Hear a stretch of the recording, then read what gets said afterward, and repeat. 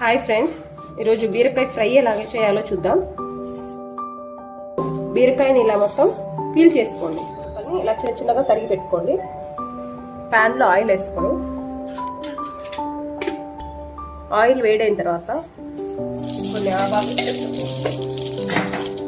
జీలకర్ర, కొంచెం శనగపప్పు,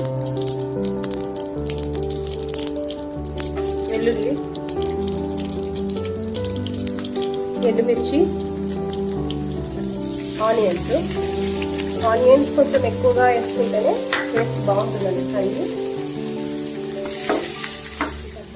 ఆనియన్స్ ఫ్రై అవ్వాలి. కరివేపాకు కూడా కొంచెం వేసుకోండి. కొంచెం పసుపు వేయండి. తర్వాత ఒక 10 minutes గోల్డెన్ బ్రౌన్ కలర్ వచ్చే వరకు ఉంచి లో ఫ్లేమ్లో పెట్టండి. ఆనియన్స్ బాగా మగ్గిన తర్వాత ఇందులో ఒక 1/2 కిలో బీరకాయ వేసుకున్నాం.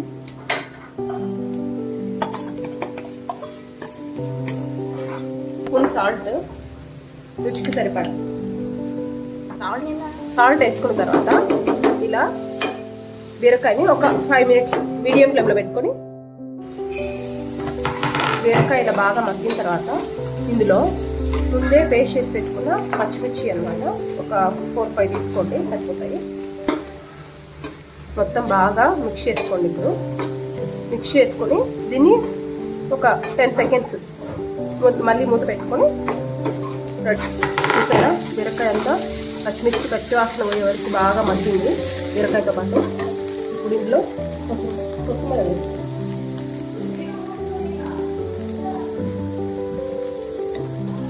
అంతే అండి.